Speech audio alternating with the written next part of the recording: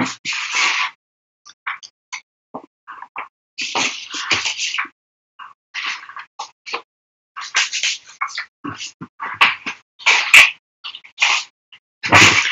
everybody, Chip Towers from Dog Nation, back with you for Marco's Pizza Facebook Live. Towers Take brought to you by Facebook, Marco's Pizza, excuse me.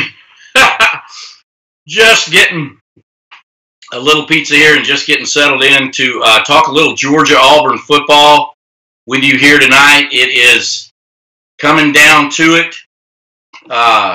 We're 48 hours or so from this being Georgia and Auburn facing off for the SEC championship game. It can't get here soon enough, I'm sure, for you, certainly for me and Seth and Jeff Sintel and all the people at the Atlanta Journal-Constitution and DogNation.com. We're excited about the game. I know you are too. Should be a great one. We'll get to scores and that kind of thing. Come on to the Dog Nation's Facebook page and offer your comments, and I'll try to answer your questions. We already have 44 questions already, so you know, I'm not going to waste a whole lot of time for you tonight. We'll get to your questions as quick as we possibly can. But just to kind of set the stage, sorry for the shadows here. The lighting's a little bit funny tonight. Yeah, it's a rematch. One of, you know, just a few rematches they've had in SEC history. The first time ever, which is pretty amazing, that Georgia and Auburn have ever met in the SEC title game. Both of them have been in this game 5 times. Georgia's 2-3 in the game. Auburn's 3-2 in the game. And despite however many times it is they've played, I did this recently. I think they've played 121 times over 125 years. And they've won a lot of SEC titles between them. Georgia's won more with 12. Bryce Dixon already coming forth with a prediction, 38-10, Georgia. Just starting to see your comments pretty good. Everybody wants to know if Kerryon Johnson's going to play. So do I, quite frankly, but we'll see. Ben Cleveland coming into his own. Willie Gray says, I'll get to it. So just keep, if I don't answer your question or respond to your comment right away, just repeat it, and I promise you I'll get to it. I'm trying to multitask, not the least of which is to enjoy my Marco's Pizza, which was just delivered to me here. The Towers Take has been brought to you all year by Marco's Pizza, America's #1 pizza company, and they're all over Atlanta and where I am too, which is actually Watkinsville, Georgia, and it's great pizza. I got their meat extravaganza tonight, and it's fantastic. Delivered authentic Italian pizza, delivered straight to you, and they brought it straight to me, and it's pretty awesome. But y'all don't want to talk about pizza. You want to talk about Auburn, Georgia, and there's just so many layers to this game.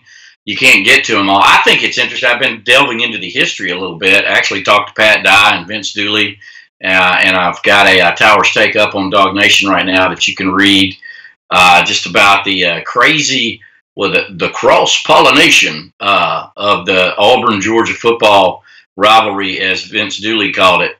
You know, obviously Vince Dooley, an Auburn graduate who coached at Georgia. Pat Dye, Georgia graduate who coached at Auburn, and it goes on and on and on in both directions from there. It's really cool, and the same thing with the recruiting. So the environment on Saturday is going to be off the chain, to use an old description from my day. But it is. There's going to be tons of people there from Auburn, tons of people from Georgia. Atlanta, the biggest alumni city for Auburn University, obviously the biggest for Georgia as well. So it's going to be covered up.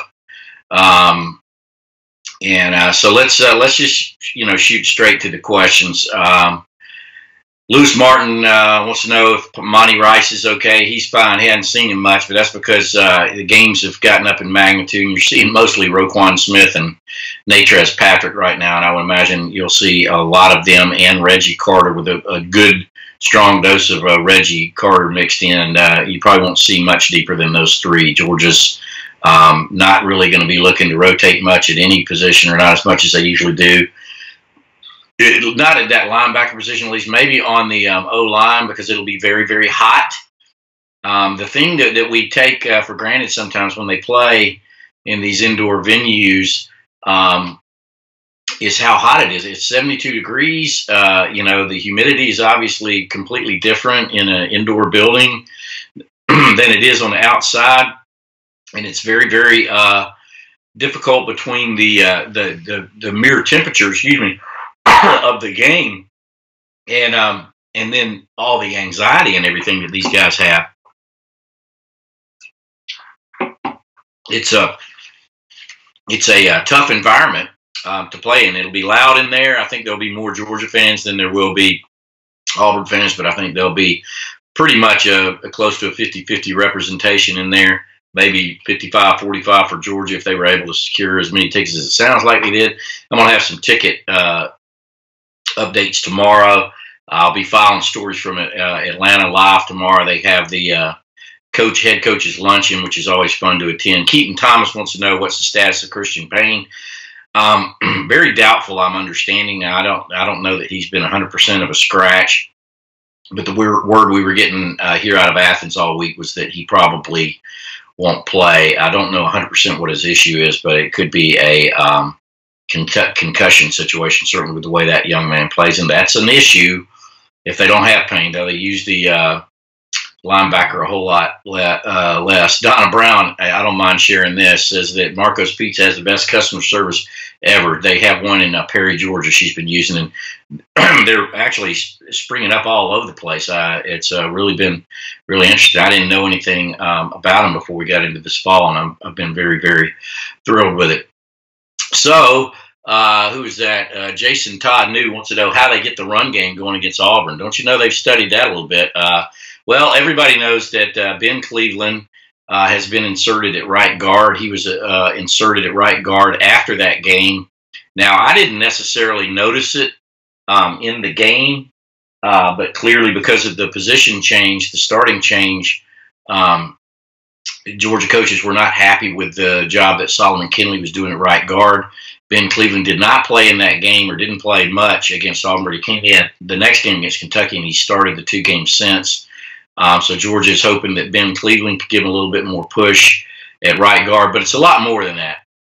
What I think happened in the Auburn the first time, look, a lot of people want to say Jim Chaney is an idiot and all that kind of thing, and Georgia was just pounding it against the wall. But I do believe that Georgia came into that game firmly believing that they were going to be able to run the football and against Auburn, and they were really shocked when they couldn't and didn't have much of a plan B.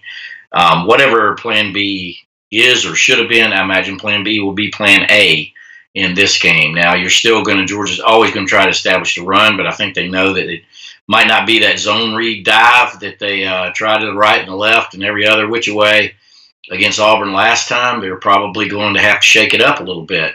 They're obviously going to have to pass the ball more. That Auburn defensive front is all world, guys. And it's a mismatch for Georgia. They dominated Georgia's offensive line and got push, not just in the run game but in the pass game as well. So Georgia's going to have to throw the ball on them.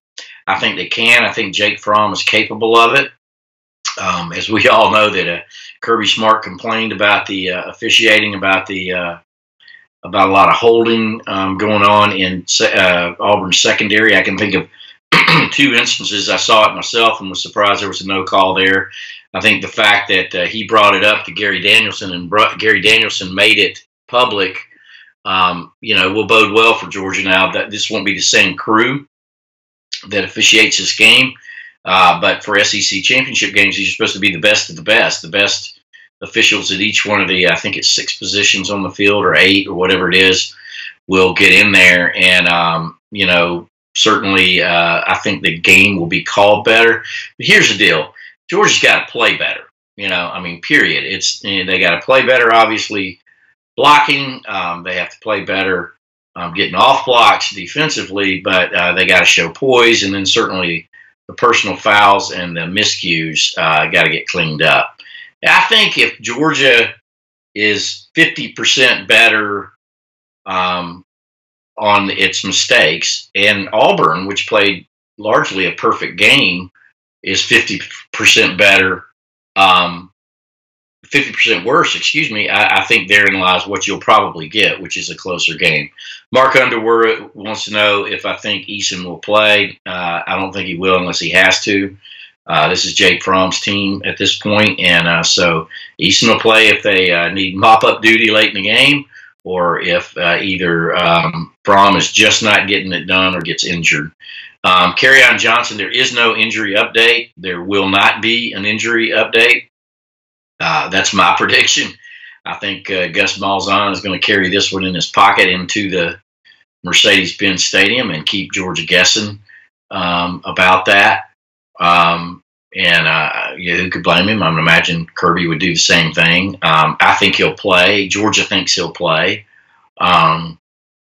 Oakley Farmer wants to know if I think Georgia will come out with a chip on their shoulder after being embarrassed last time. Absolutely. I think Georgia's glad to get this matchup. And, whether it turns out to be the better matchup for Georgia than Alabama was, it's the one Georgia wanted ultimately. I think at least in Auburn you do know what you're getting. In Alabama you kind of didn't. And I think redemption is a big deal. And as many fans have pointed out, and we've written, kind of the theme of this entire season has been the revenge tour for the Bulldogs, and they're 4-0 in the revenge games this year, and then they lost to Auburn, and that's their only loss of the year so far. Now they get a chance for redemption against the Tigers. But as much as we talk about Kerryon Johnson, all those O linemen and D linemen will be back, and that's an issue. I don't think that fundamentally Auburn is that much more dominant than Georgia is on either lines of scrimmage. Excuse me. I've got a little bit of cold coming up. But they got the same guys playing for Auburn. So as much as we talk about Kerryon Johnson, last time I checked, Jeff Holland's going to play. The Robinson kid's going to play. All those terrific defensive linemen are going to be in there for Auburn, as well as their defensive backs who played so well. Trey Matthews, the Georgia Bulldogs. Robert Morris is telling us, thank you, Robert, he heard from someone today who has inside knowledge that KJ will definitely won't play on Saturday. I have not heard anything that strongly, but like I said, I don't think there's going to be anything official from Auburn that the kid won't. That the kid won't play. I mean, I think they'll keep Georgia guessing all the way into the game. And regardless if he plays or doesn't play, I think he's going to be affected by that injury, and that's going to be a factor in the game. I mean, you saw if you saw Kerryon Johnson go down against Alabama with that shoulder injury, he actually suffered a few plays earlier on the goal line. He was in a lot of pain. So one of two things happened. Either it was separated or something was torn in there and he'll have to get surgery, or some other thing and he wouldn't play. Or if it was just separated and they were able to pop it back in there, they'll pad him up real good and do whatever they can for pain and go ahead and play him. Just tons of questions here. I'm just trying to monitor them here. There's Mike Mizell. How you doing, brother? He says their lines may be better, but all in all, we are the better team. And that's what I thought going into the game. I thought Georgia was the better team going over there. Obviously, they were ranked number 1 at the time. But I like Georgia's matchups. Georgia failed to come through where they were strong. For instance, in special teams play, Georgia was very good and will be very good in this game too. I think as particularly in the returns game. But you had a 42-yard missed field goal by Rodrigo Blankenship. You had a muffed fair catch by McCole Harbin, which they recovered at the 23 and scored 4 plays later. And you had 2 personal foul penalties on special teams, so that ruined everything that you had. So Curtis Crush says it's not a chip on their shoulder, it's a boulder. And I believe that. I mean, I do think they're going to be extremely motivated for this game. Greg Carroll says need more passing of the ball. We have the quarterback we need. Yeah, but it's the line that's the question.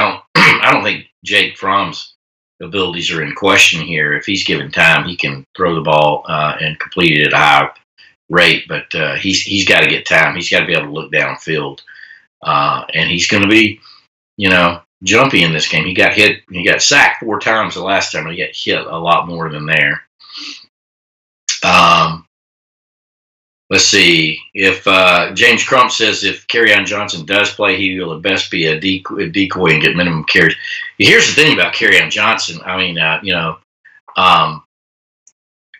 Kirby Smart, downplayed it. Gus Malzahn has downplayed it. Kirby says they have other SEC backs that they could do, and certainly they do in Cam Martin. But the issue is they don't have anybody like Kerryon Johnson. And if you look at Johnson down the stretch, as Auburn won these 5 games in a row since the loss to LSU, I'm not certain about the stat, but I think he might have averaged 32 touches a game in those games. So that's a lot. And if you look at just in the Georgia game and Alabama games themselves, he was leading rusher against Georgia with 167 yards. He was the leading receiver with 66 yards receiving and a 55-yard touchdown. And against Alabama, he was the leading rusher, and he had a touchdown pass. He runs out of the Wildcat. He throws occasionally out of the Wildcat. He does everything. So if he's not 100% go, everything runs through him. So that changes everything. Now, that said, Jared Stidham is a great quarterback. But I think Kerryon Johnson has helped make him a great quarterback down the stretch here. So he's going to have to play differently if he doesn't have Kerryon Johnson. Now, I think he's a great player. I think he completed 75% of his passes against Alabama. Stidham did. And he had, I think he's 68% for the year or something, some ridiculous number like that. At least the SEC completion percentage. There's old Darius Slayton from Archer High School, I think it was, a guy that Georgia and Auburn tugged over. Stidham played great, and he's playing great. But I think Kerryon Johnson has helped make him great. So, and that line has certainly given him great protection, and he's got much, much more confidence. He is a run threat as well, as these photos illustrate. He can get out of pocket, and he doesn't run first, but he's got enough speed and athleticism, kind of like Jake Fromm, but he can get out of the pocket when he needs to. Let's see here. What was Benny saying? Everybody's getting on Benny. Brandon McEachern points out, everybody knows Brandon McEachern, former Georgia manager, sells real estate in Athens. He's everywhere the Dogs go, and he had the Nick Chubb shirt that he bought in the parking lot of the Varsity. He said the Nick Chubb shirt is 1-0. He said he'll throw it on Saturday, so he'll have the Nick Chubb T-shirt. I'm sure that's unsanctioned, that somebody sold him before the Tech game. He's looking forward to being in the new stadium. This will be my first chance to be in Mercedes-Benz Stadium. I had a bunch of opportunities to go there while they were building it, tours and that kind of thing, and I haven't gotten to go to a Falcons game or anything, so this will be my first chance of seeing it. I hear it's an awe-inspiring place, $1.5 billion, I would think it would be, right? And this will be their first time. That would have been a situation that would have favored Alabama a little bit, having played in there before.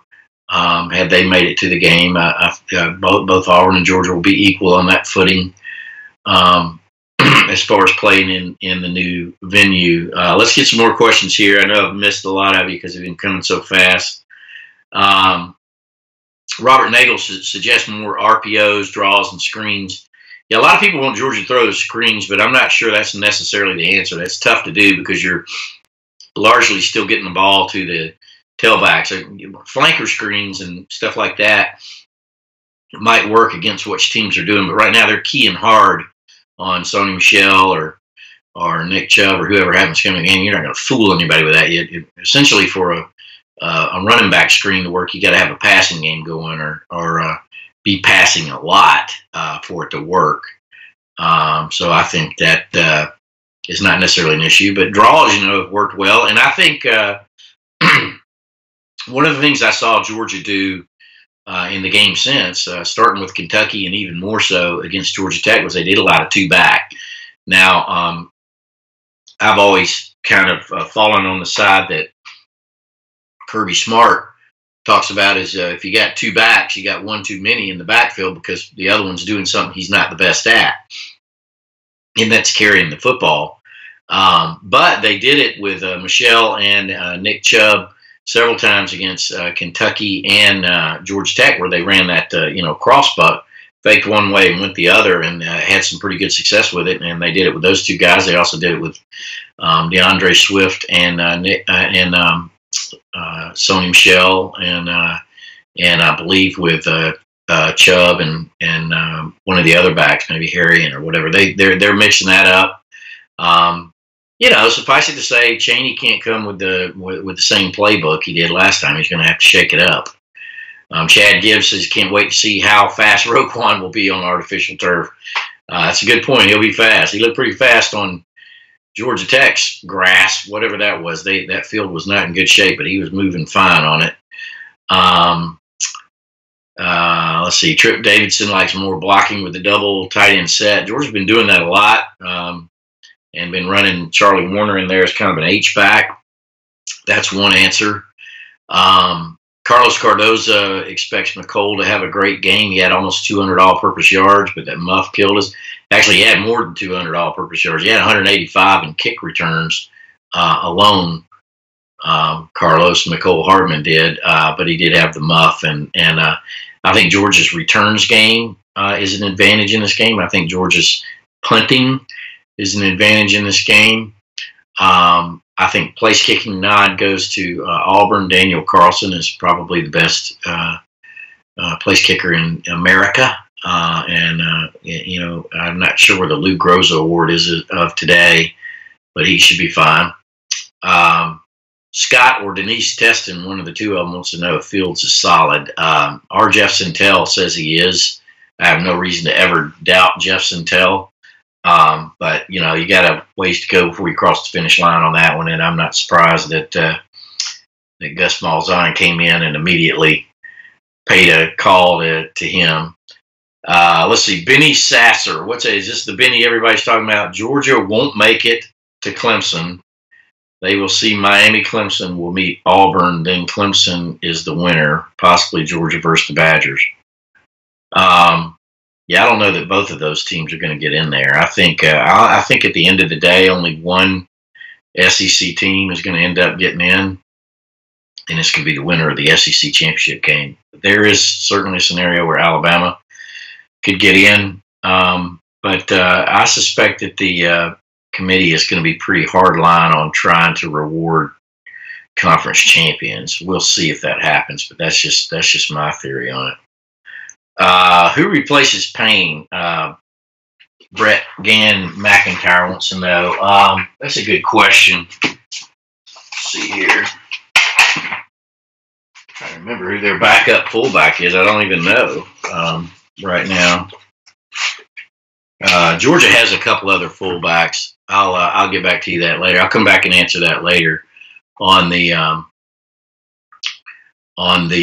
comments section, so go back and check on that later. But they're all walk-ons. I mean, Christian Payne is a walk-on. I mean, he's certainly scholarship caliber, but he's taken one for the team and paid his own way to school. And Georgia has 3 or 4 walk-on fullbacks. They all look the same physically. They all wear the 40s and are all pretty good players. Let's see here. Christopher Cromer, what about the defense? Do you think they hold up? Yeah, I mean, I think Georgia's defense will play a lot better. I think they were on the field a lot last time. They got tired in that game. Auburn goes fast. Georgia's offense wasn't helping them out, so they were on the field a lot. And they could not get enough pressure on Jarrett Stidham, and that was one of the main issues. I think Georgia will work hard to get more pressure on him. That's not necessarily blitz everybody, because they can beat you up pretty bad, but I think I think they'll definitely do their best to get Jarrett Stidham off his spots a little bit more. Jamie Myers wants to know what's going on with Isaiah Wilson. Hard to see that high of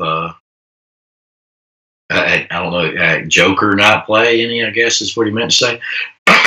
Look, man, it's not that easy to make the transition. I mean, everybody was talking about Notori Johnson and Isaiah Wilson in Georgia's O-line signing class, but Andrew Thomas, as it turned out, was the most refined as an offensive lineman. It's not easy to make that jump, just like Ben Cleveland.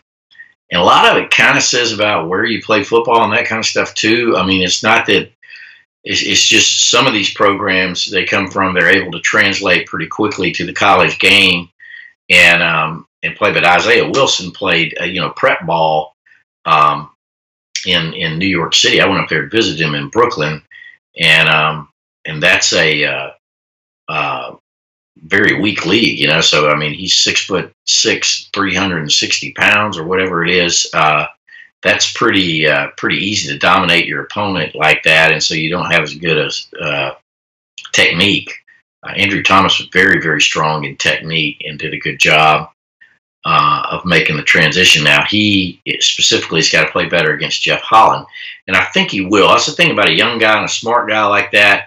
Having seen what Auburn was doing the second time around, I expect Andrew Thomas to play a whole lot better.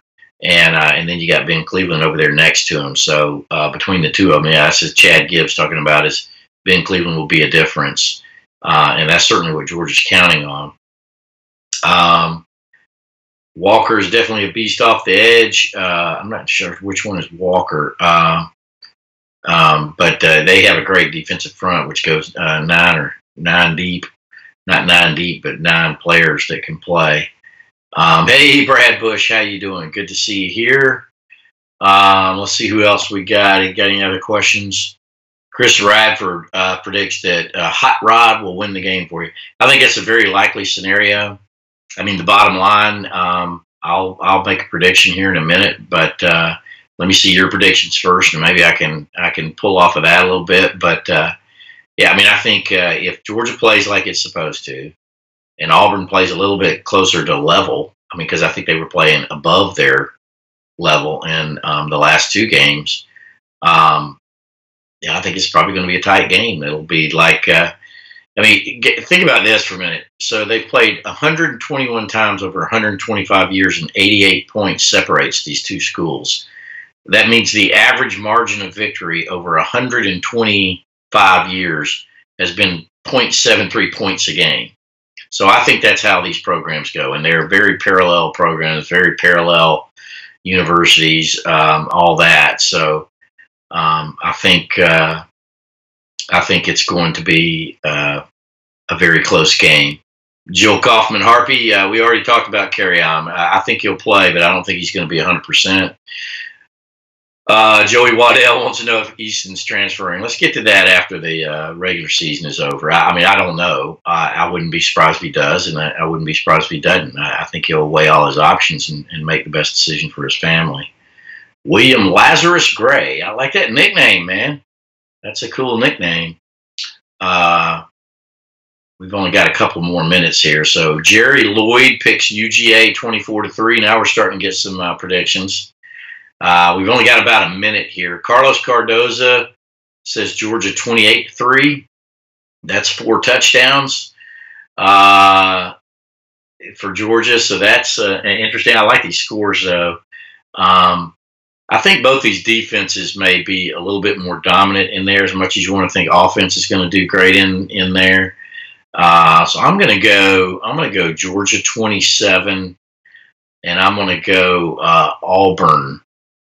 I'm going to pick Georgia to win this, and I'm going to say Georgia 27 and Auburn 23.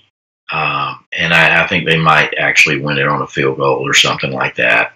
Rick Wallace is 24-21. Jake Frigo says UGA 24-14. Tony Porter doesn't say who he's picking, but he picks 31-13.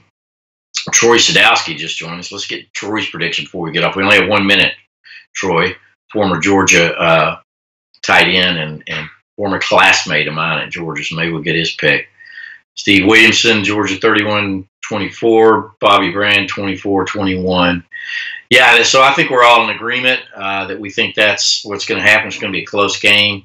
Hey, y'all, there's a ton of stuff on the Dog Nation website. I hope it all gets read. Otherwise, we've wasted our time here this week. So if you get a chance, go read that. I got a Towers take up right now. Seth Emerson has a bunch of good stuff up there. Jeff Sintel is keeping us up on recruiting and all kinds of other stories up there. We've also got it covered from the side of Auburn and our SEC country brothers and sisters over there covering that program. So there's a lot there to read about. I really want to thank Marco's Pizza that has some terrific, authentic Italian pizza, and they deliver it straight to you. They just deliver this big old thing to my house, and I am about to take time and eat it. So I want to thank everybody for doing this all year long. I don't know how much longer we'll be doing the Towers Take. It'll go on beyond the SEC Championship game, but obviously Georgia's season will be going beyond the SEC Championship game. We will find out soon